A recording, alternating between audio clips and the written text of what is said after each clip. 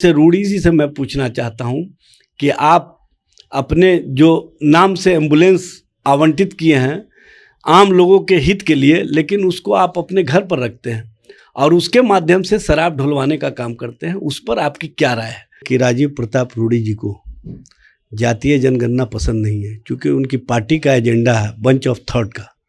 अब bunch of third वाले कभी नहीं चाहते हैं कि गरीबों को, पिछड़ों को, वंचितों को, शोषितों को, अति पिछड़ों को समाज के सर्वांगीण विकास में शामिल हो। कि दो लोगों की राजनीति के लिए इन्होंने 135 करोड़ लोगों को कहाँ खड़ा कर दिया है, ये देश देख रहा है और देश के लोग समझ रहे हैं।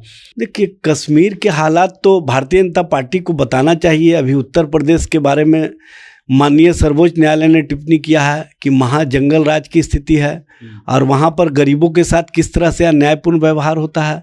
सहारनपुर में दलितों की हत्या हुई, दलित महिला के साथ प्रताड़ना हुआ और वहाँ पर सरकार ने पूरी तरह से इंटरनेट को बैन कर दिया, हफ्तों बैन रहा।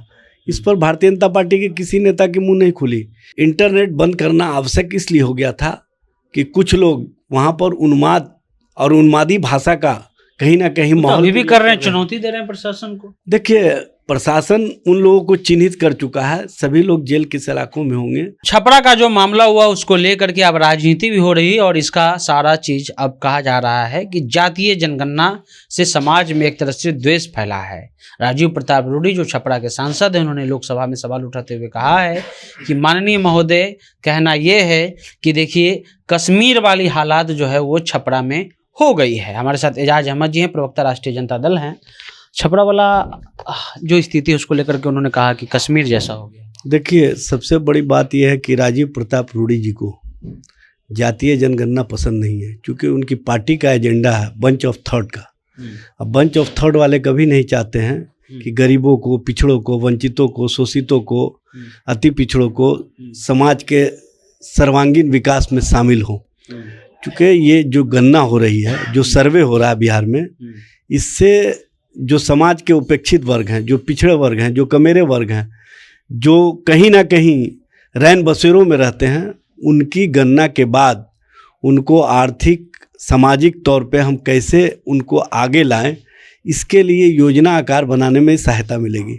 लेकिन भारतीय जनता पार्टी को इस तरह की बातें पसंद नहीं आती है, क्योंकि वो गरीब की बात सुनना नहीं चाहते हैं। गरीबों को किस तरह का उन्होंने बना दिया है हालात, ये समझ में आ सकता है कि दो लोगों की राजनीति के लिए इन्होंने 135 करोड़ लोगों को कहाँ खड़ा कर दिया है, ये देश देख रहा है और देश के लोग समझ रहे हैं। सबसे बड़ी बात यह है कि भारतीय जनता पार्टी चाहती है कि 2 किलो गेहूं और 2 किलो चावल के लिए लोग लाइन में खड़े रहें और नरेंद्र मोदी का झोला थामे रहें।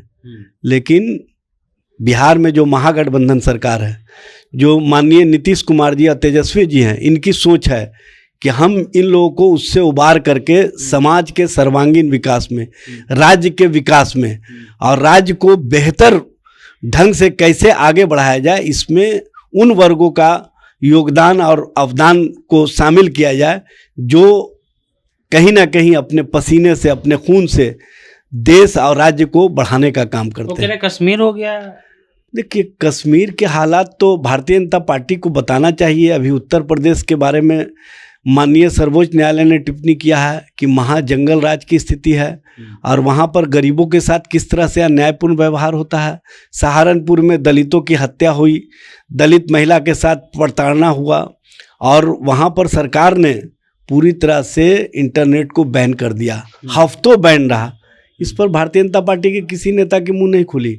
मध्य प्रदेश में जबलपुर में क्या हालात हुए, ये सभी ने देखा है। वहां पर भी भारतीय जनता पार्टी के नेताओं की मुंह नहीं खुलती। क्यों इंटरनेट बंद करने का एक नया परंपरा क्यों किया? कर्नाटक के मैसूर में इस तरह के हालात हुए। वहां भी देखिए, इंटरनेट बंद करने से जो लोग हैं अफवाह फैलाने वाले, जो माहौल खराब करने वाले और जो नफरत की भाषा को आगे बढ़ाने का काम करते हैं, जो नफरत की राजनीति के पारंगत लोग हैं, और उसमें सभी को पता है कि भारतीय जनता पार्टी इस मामले में सबसे पारंगत है और वो हर मामले को राजनीतिकरण करना चाहती है। राजनीतिक दृष्टिकोण से, राजनीतिक लाभ के लिए किस तरह से वातावरण को खराब किया जाए, ये भारतीय जनता पार्टी के मूल एजेंडे में शामिल रहता है और उसी एजेंडे के तहत भारतीय जनता पार्टी काम करती है। और हम लोग चाहते हैं कि देश में जो नफरत का माहौल है वो समाप्त हो, मोहब्बत की राजनीति आगे बढ़े, देश को मोहब्बत से जोड़ने का काम किया जाए, देश को आगे बढ़ाने में सभी वर्गों का योगदान और अवदान को शामिल किया जाए। लेकिन भारतीय जनता पार्टी को ये बातें पसंद नहीं है। जहाँ तक छपरा का मामला है, उस मामले में इंटरनेट बंद करना आवश्यक इसलिए हो गया था कि कुछ लोग वहाँ पर उन्माद और उन्मादी भाषा का कहीं ना कहीं माहौल अभी भी कर रहे हैं, चुनौती दे रहे हैं प्रशासन को। देखिए, प्रशासन उन लोगों को चिन्हित कर चुका है, सभी लोग जेल की सलाखों में होंगे। और ऐसे लोग जो भी उन्माद फैलाने का काम करते हैं, जो भी वातावरण खराब करने का काम करते हैं, उनके जो आका हैं उन तक भी हाथ पहुंचेगा प्रशासन का। चूँकि इस तरह के माहौल को, जो वातावरण बना करके राजनीतिक लाभ लेना भारतीय जनता पार्टी चाहती है, वो चलने वाला नहीं है।